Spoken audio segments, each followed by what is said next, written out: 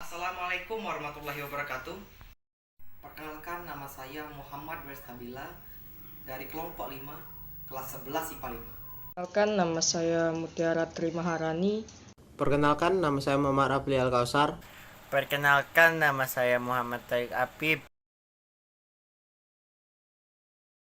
Pada kesempatan kali ini, saya akan menjelaskan materi tentang ketentuan waris dalam Islam. Waris adalah sebuah kepastian hukum kepemilikan yang akan dilalui oleh setiap muslim. 1. Pengertian dan dasar hukum waris dalam Islam. Waris adalah kata lain dari faraid. Dilihat dari segi bahasa, faraid merupakan bentuk jamak dari faridah, yakni bagian yang telah dipastikan kadarnya. Adapun faraid yang dimaksud pada bahasan ini adalah ilmu tentang faraid, yang menurut syariat berarti ilmu tentang pembagian harta peninggalan di antara ahli-ahli waris yang berhak menerimanya. Dalam istilah sehari-hari, fikih mawaris disebut dengan hukum warisan. Bedanya, fikih mawaris menunjuk identitas hukum kewarisan Islam, sedangkan hukum warisan berkonotasi umum. Biasanya mencakup hukum-hukum kewarisan adat dan hukum kewarisan yang diatur dalam KUH Perdata. Hukum kewarisan Islam bersumber pada Al-Quran dan hadis Nabi Muhammad SAW. A. Al-Quran. Al-Quran banyak menjelaskan ketentuan bagian tiap-tiap ahli waris, seperti yang tercantum dalam surat An-Nisa ayat 7, ayat 11, ayat 127 dan ayat 176. Kemudian surah Al-Ahzab ayat 4, ayat 5 dan ayat 40. B. Hadis Nabi Muhammad SAW. Dalam sebuah hadis diriwayatkan sebagai berikut yang artinya, sabda Rasulullah SAW, berikanlah bagian-bagian tersebut untuk kepada orang-orang yang berhak.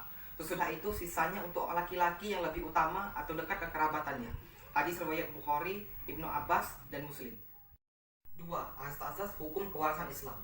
A. Azas ijbari. Azas ijbari mengandung pengertian bahwa peralihan harta seseorang yang mati kepada ahli warisnya berlaku dengan sendirinya menurut ketetapan Allah Subhanahu wa taala yang digantungkan kehendak waris atau ahli waris. B. Azas bilateral. Azas bilateral dalam hukum kewarisan Islam berarti seseorang menerima hak atau sebagian waris dari kedua belah pihak, yaitu kerabat keturunan laki-laki dan perempuan. C. Azas individual. Azas individual dalam hukum kewarisan Islam mengandung pengertian bahwa dalam hukum kewarisan Islam, harta warisan dapat dibagi-bagi kepada ahli waris untuk dimiliki secara perseorangan. D. Azas keadilan berimbang. Azas keadilan berimbang mengandung pengertian bahwa dalam pembagian waris harus ada keseimbangan antara hak dan kewajiban, antara hak yang diperoleh seseorang dan kewajiban yang harus ditunaikan. E. Azas akibat kematian. Azas akibat kematian dalam sistem kewarisan Islam mengandung pengertian bahwa kewarisan itu ada yang meninggal dunia baik secara hakiki maupun hukmi. Ini berarti bahwa kewarisan itu ada semata-mata sebagai akibat dari kematian seseorang. 4. Sebab halangan waris mewaris. A. Penghalang kewarisan. Penghalang kewarisan adalah hal-hal yang menyebabkan gugurnya hak ahli waris untuk menerima warisan dari pewaris. 1. Berlainan agama. Perbedaan agama menjadi penghalang kewarisan. Maksudnya, salah satu dari waris atau pewarisnya beragama bukan Islam, dan sebaliknya. 2. Pembunuhan. Seorang yang membunuh orang lain tidak berhak mewarisi harta orang yang dibunuh. Maksudnya, pembunuhan dilakukan oleh ahli waris terhadap pewaris berakibat tidak dapat mewarisi warisan dari mewaris. Pembunuhan yang berakibat menghalangi pewarisan adalah pembunuhan yang dilakukan secara disengaja atau mengandung unsur pidana, bukan karena membela diri. 3. Perbudakan. Budak tidak berhak mendapat warisan. Ketidakberhakannya menerima warisan bukanlah status kemanusiaannya, tetapi lebih karena status formalnya sebagai hamba sahaya. Hak-hak kebendaan ada di tangan tuannya. Oleh karena itu, ia tidak bisa menerima warisan dari tuannya. Di samping itu, hubungan kekerabatan dengan saudaranya atau keluarganya sendiri terputus. Begitu pula jika dia seorang mewaris. Ia tidak bisa mewariskan hartanya kepada saudara atau keluarganya sebelum merdeka. B. Hak-hak yang berkaitan dengan harta peninggalan. Ketika seseorang meninggal dunia, segala yang ditinggalkan merupakan harta peninggalan atau tirkah, yakni semua harta peninggalan orang yang meninggal dunia sebelum diambil untuk kepentingan pemeliharaan jenazah, pembayaran utang, dan pelaksanaan wasiat. Adapun hak-hak yang berkaitan dengan harta peninggalan menurut jumhur adalah biaya perawatan jenazah, pelunasan utang pewaris, pelaksanaan wasiat, dan ahli waris, Hak-hak tersebut harus dipenuhi secara tertib, sehingga apabila hak yang pertama dan yang kedua menghabiskan tirkah, tidaklah berpindah pada hak-hak yang lain. 5. Hal yang perlu diperhatikan berkaitan dengan ahli waris. Ahli waris dapat dibagi menjadi beberapa kelompok. Pengelompokan yang lazim dilakukan antara lain menurut sebab-sebab ia mendapatkan warisan dan berdasarkan bagiannya. A. Beberapa sebab ahli waris mendapatkan warisan. Sebab-sebab seorang mendapatkan warisan dibagi menjadi 3 kelompok. Yang pertama, ahli waris nasabiyah, yaitu ahli waris yang memiliki hubungan darah ataupun hubungan kekeluargaan dengan pewaris. Yang kedua, memiliki hubungan perkawinan, yaitu perkawinan yang sah, yang membuat adanya hubungan hukum saling mewarisi antara suami dan istri. 3. Memiliki hubungan karena wala, yaitu hubungan kewarisan akibat seseorang memerdekakan hamba sahaya atau melalui perjanjian tolong-menolong.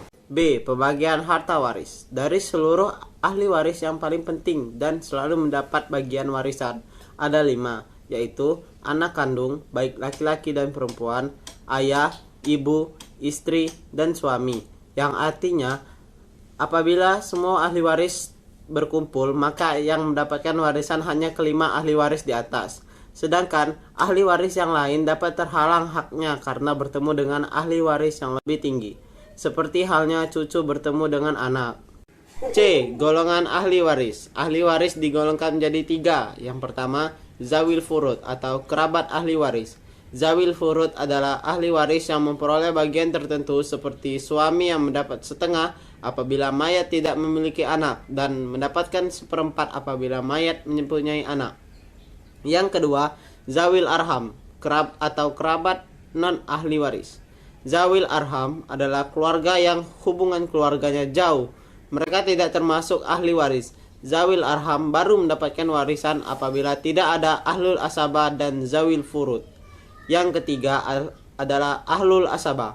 Ahlul asabah adalah ahli waris yang mendapat sisa harta setelah ahli waris yang memperoleh bagian tertentu mengambil bagian masing-masing. D. Hijab. Menurut sebagian ulama mawaris, hijab yang dimaksud dalam ilmu waris adalah man huwa sa'si muayyani min mirashihi kullihi au ba'dihi liwujudi syahdi ahor. Artinya, penghalang bagi orang tertentu untuk mendapatkan warisannya, baik seluruhnya maupun sebagian karena adanya orang lain. Seorang ahli waris menjadi tidak berhak mendapat warisan disebabkan terhalang oleh ahli waris yang lebih dekat dengan mayat. 1. Macam-macam hijab. Yang pertama adalah hajbu milwasi. Hajbu milwasi adalah seorang terhalang dari menerima warisan karena sifat yang ada pada dirinya, seperti ia membunuh pewarisnya atau berbeda agama dengan pewarisnya. Jadi dalam hal ini sama dengan mawani al-irsi. B. Haibu bisi syashi. Haibu bisi syashi adalah terhalangnya seorang dari menerima warisan, baik seluruhnya maupun sebagiannya karena ada orang lain, ahli waris yang lain. Selanjutnya, haibu bisi syashi dibagi menjadi 2 macam, yaitu haibu firman dan haibu nuksan. Haibu hirman adalah dinding, sedangkan hirman berarti mencegah atau tidak memberikan. Jadi haibu irman adalah dinding penghalang yang mencegah ahli waris lain memperoleh bagian disebabkan ada waris yang lebih dekat dengan mayat, misalnya cucu laki-laki dan kakek. Dan hajbu nuksan adalah dinding, sedangkan nuksan berarti berkurang. Jadi hajbu nuksan adalah penghalang yang menyebabkan berkurangnya bagian warisan disebabkan ada ahli waris lain yang menjadi penghalangnya, misalnya suami dan seorang cucu perempuan. Masalah aul dan rad. Secara bahasa, aul mengandung banyak pengertian, diantaranya bermakna zalim atau menyimpang, sebagaimana diterangkan dalam firman Allah Subhanahu wa taala surat An-Nisa. Zalika adna alla ta'ulu. Yang demikian itu lebih dekat kamu tidak berbuat zalim. Quran surah An-Nisa ayat 4. Surat keempat ayat ketiga. Aul menurut bahasa sama artinya dengan irtifrah, yakni mengangkat atau aziyadah, tambahan. Maksudnya bertambah asal masalah atau KPK, dikarenakan jumlah bagian aul furud melebihi jumlah asal masalah. Sedangkan menurut istilah, aul adalah bertambahnya saham bagi dari yang telah ditentukan dan berkurangnya bagian para ahli waris yang semestinya. Langkah itu diambil karena jika diselesaikan menurut ketentuan baku sebagaimana semestinya, maka akan terjadi kekurangan harta. Ini terjadi apabila banyak ahli waris yang berhak mendapatkan warisan sehingga menghabiskan harta warisan. Bahkan masih ada ahli waris yang belum mendapatkan bagian.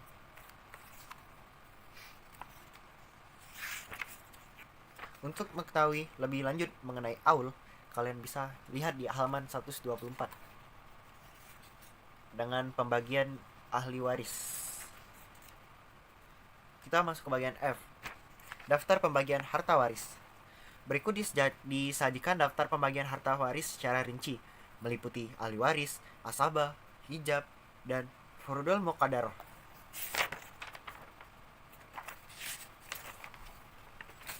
Yang pertama adalah anak.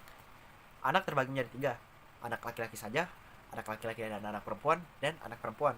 Yang kedua ada cucu laki-laki dari anak laki-laki. Yang ketiga ada cucu perempuan dari anak laki-laki. Yang keempat ada bapak, yang kelima ada ibu, dan yang keenam ada kakek.